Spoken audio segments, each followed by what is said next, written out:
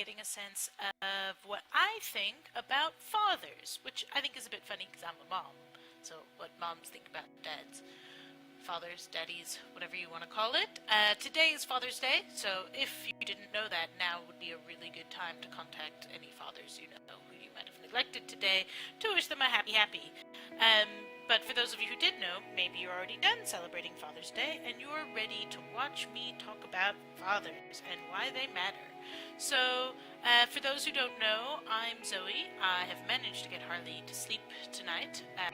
So she's not on the live stream unless she wakes up randomly, as is her way. And I got mini marshmallows again. So if you've been watching, I've had like giant marshmallows in my hot chocolate, and I'm back to having mini marshmallows, which are better because they melt. Anyway, because today is Father's Day, I just thought I would talk a little bit about what actually fathers do. There are all these cliches, even among moms and women and all of that moms do everything in parenting, and there are times when we feel that way, but it isn't the case. We do have partners in parenting, and so I think it's important to celebrate all the awesome things that fathers do and the important role that they play in our kids' lives. Like, we do have parenting partners, and I think that the role that fathers play and what they do is very different to what moms do. And I think it's most easy to understand if you think about the way we handle our babies. Oh, hey Lilma, and thank you, happy Father's Day to Dean. If we think about the way that we handle babies, it's so different when you're a mom as compared to a dad. Dads are the adventurous ones. Dads are the exciting ones. They're the ones who, might literally throw the baby in the air. Not too high, I would hope. But they're the ones who can play the more adventurous games than us moms do. Moms are always the really soft, unfortunately for some of us, the really soft, nice, nurturing, loving, whatever ones. Whereas the dads are the ones who can play drop the baby. This was literally a game that Dean used to play with Harley when she was little. He would hold her really nice and then go, whoop, and pretend he had dropped her. Obviously, he wasn't dropping her. He always had her, and she was never at risk before anybody messages me and tells me, that's not good. He's not an irresponsible human being. But it's just the type of game, I would never think to play whoops, I almost dropped you with the baby. But that's why Harley has a dad. That's the point of having a father, is that fathers play... Well, Corin also says hi, Dean. That we as moms are so careful and nurturing and all of that, and that's really important and really wonderful for our babies and necessary and all those good things. But I think that we also need a parent who is willing to play the more adventurous games and to experiment, probably the wrong word, but to be oh, can the kids sit up yet? Oh, can they stand? Oh, hold my hand, we can stand together, you can run, you can play, and just kind of encourage kids to be more risk-taking and more excited, and maybe it's a gender role thing. I don't necessarily think that all dads are this way and all moms are this way. I've known people in same-sex relationships who then, if they had kids, I could imagine the one would be the more adventurous, tough and rough and rumble type parent, and the other one would be the more nurturing, sensitive parent. So it has nothing to do necessarily with gender, but I think in a cisgendered heterosexual relationship it probably would take on certain gender roles. But I think it's also just having two parents that believe in you and who are willing to try all sorts of things to keep a kid happy, and just the way that they try. So if I think about it, when I'm hanging out with Harley, I'll, if she gets upset or whatever, I'll rock her and I'll pat her on the back and I'll, do sort of very sweet, soft, gentle things to try and calm her down. Whereas Dean will distract her. He'll be let's go look at the garden, and he swings her around, and all of a sudden she's cackling. Whereas seconds ago she was crying. He's able to distract her in a way that I would never get away with. I would never able to just like swing her around and get her to laugh. She would just cry more and be like, "Mommy, hold me." Whereas with him, it's like, "Wee, okay, cool, I'm fine now, bye," and she's off and running around again. So I think it's important. Like I remember years ago, there was something like the role that dads play is to teach their kids that you can fall and get up or something. I don't know. There are all these motivational posters that go around. They're probably all over my Facebook feed right now. Where it's, I do think it plays that to an extent. I mean, I remember with my own father, who unfortunately I don't have a relationship with now anymore, but what can you do? You know, when I was growing up, he was kind of, you know, he was the one who would like play catch with us and wrestling randomly. Like, I don't know how that worked, but somehow he would read bedtime stories to me, and then my brother and I would tackle him. And then he would kind of let us beat him for a while, and then he would just like stand up and be like, "Okay, I'm done." And it was like, oh, I guess we hadn't beat him. But there was that kind of vibe of like thinking that we were physically able to outmaneuver him. You know, mentally we always could outmaneuver him, but you know, physically, yes, we could be bigger than him. And you know, I remember growing up, like, your father always seems like the biggest person in the world. Like, fathers are just these mountains of men, even when they're probably not. They feel that way, and I think part of it is that, yes, physically everyone is bigger than you when you're a baby, so that would make sense. But dads in particular, like, they have that certain, they are the tallest being, they are the most important being. Sorry, little man. You know, there's this kind of vibe that you have with a father that is different than what you have with a mom, in terms of just how strong they are and how brave they are, and that fathers always tell you you can do anything.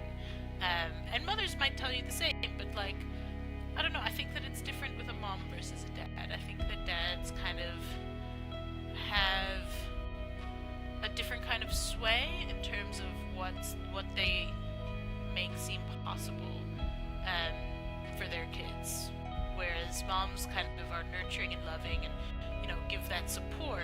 It's almost like they're holding everything up and they're the safety net, and the dads are the ones like with the trapeze throwing them in the air, and it's like if they fall, mom's there to catch them, but dad is the one who's gonna keep throwing them up in the air, and then they can catch the trapeze. I'm not gonna finish this metaphor because it's really weird, but that's kind of how I view it. So we've had a really nice Father's Day.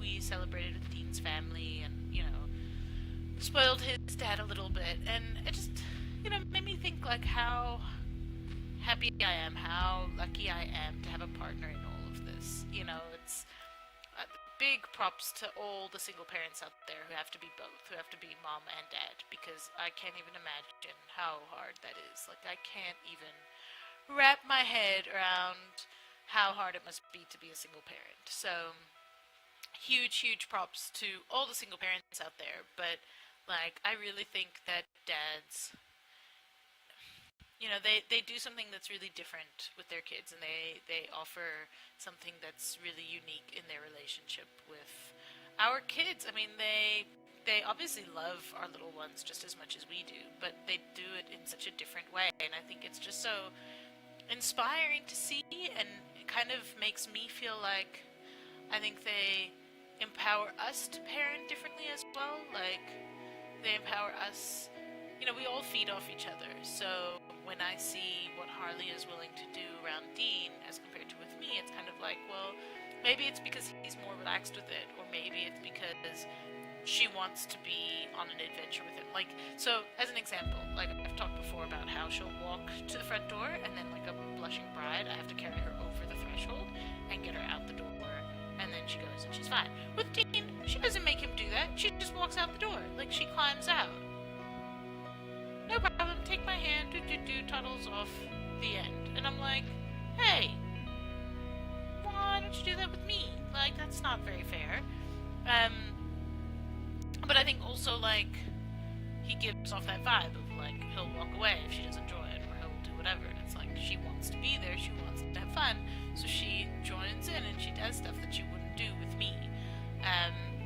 So I think that's quite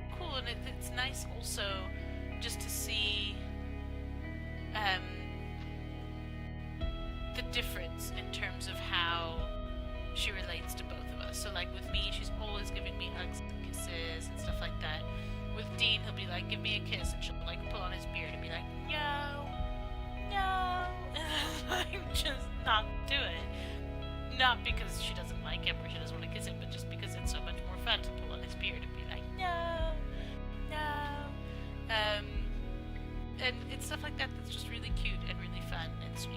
And I think that we need to have multiple adults in any kid's life. I think that to just say every child needs a mother and a father is really short-sighted and really stupid. I think that every child needs multiple adults in their life who offer different things, and it's great if you have a mother and a father to do most of the heavy lifting, but also great to have grandparents and friends and godparents and whatever else you've got who play different games and who bring out different aspects in your kid.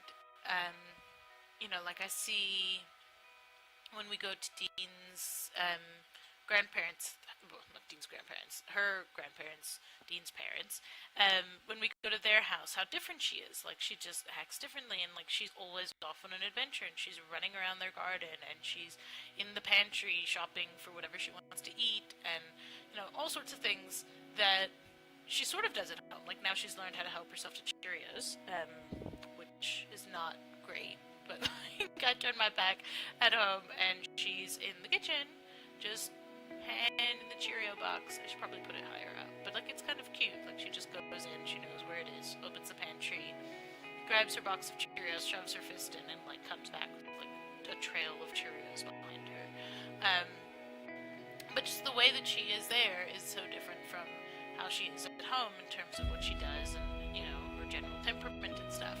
And then I turn on Skype with my mom, and she's again like, then she's on with that and playing those games together. And so, I think that every adult, every person who she interacts with brings something else out of her. She goes to school and she's eating porridge and she's singing songs and playing games, and I'm like, how did you get her to paint?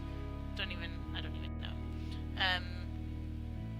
And so I just think it's all part of the parenting process, but you need, whether it's a parent or a grandparent or a friend or someone in the child's life who fills the typical father role of kind of encouraging that sense of adventure.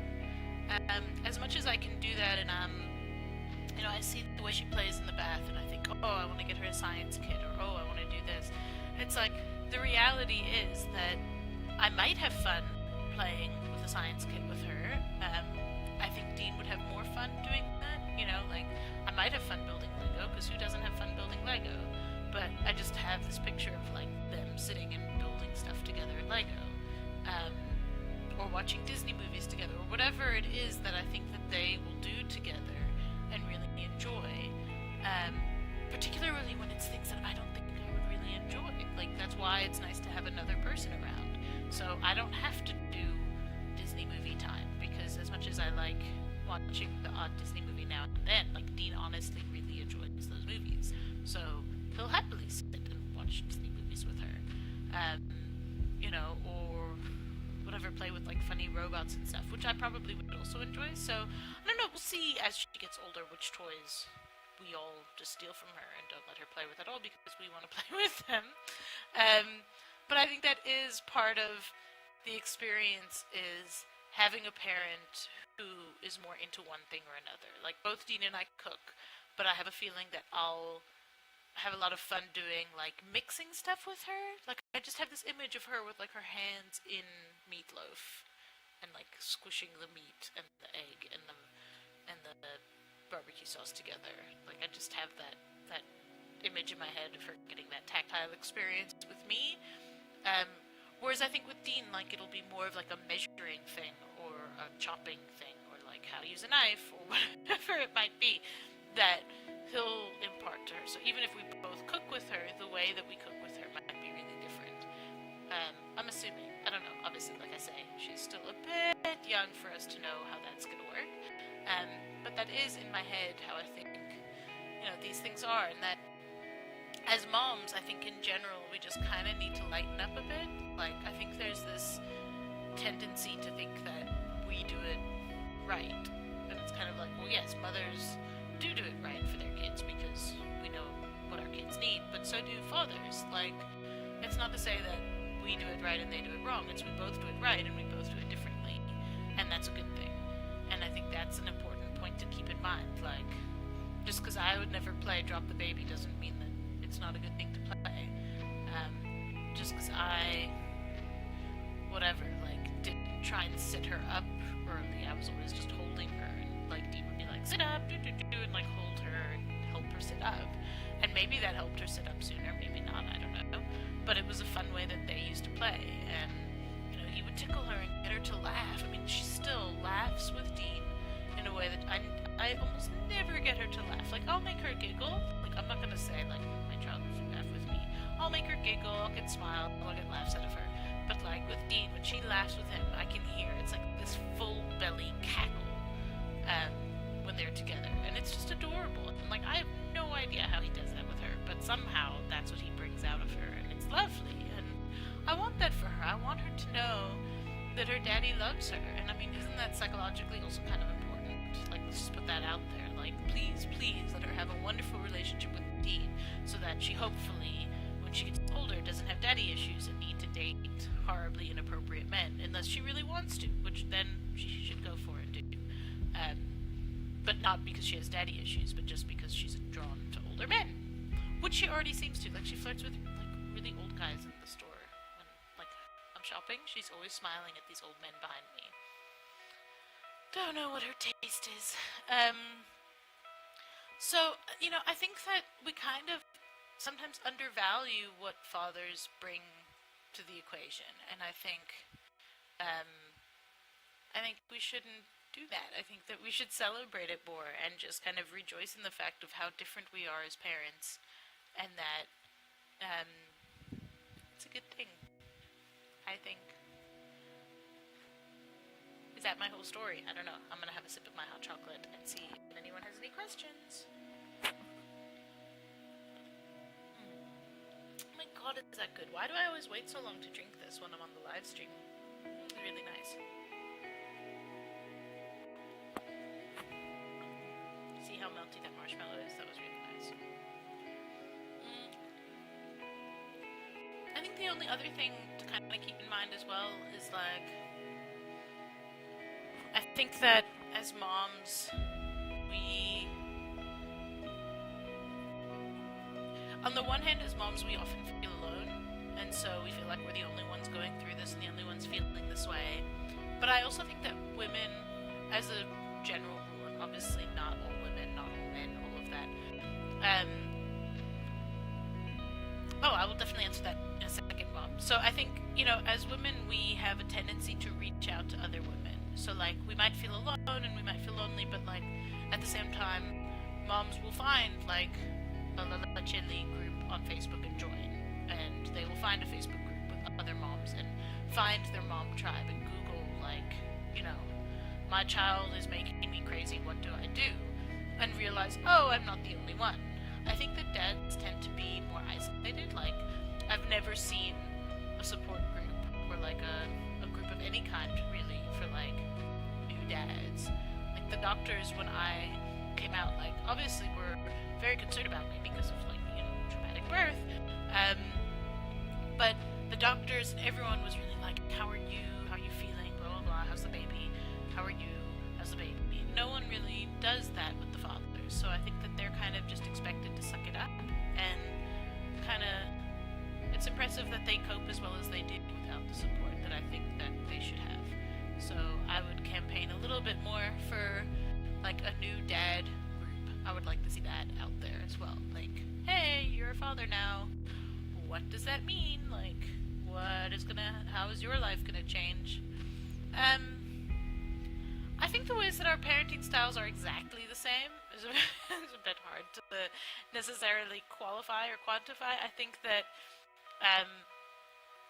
we're very in sync in terms of teamwork. So, like, nappy change time comes, and, like, granted, I'll do certain bits and he'll do certain bits, but it's like, it's a routine now, so he will always come if he's home and help me change the nappy.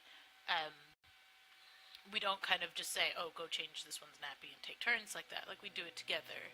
And I really like that. I like that, he'll keep her occupied or clean her nose or, hand me wipes when it's like a multi-wipe disaster. Um, we are together in it, and I really think that's helpful, and in that way we're in sync. Um,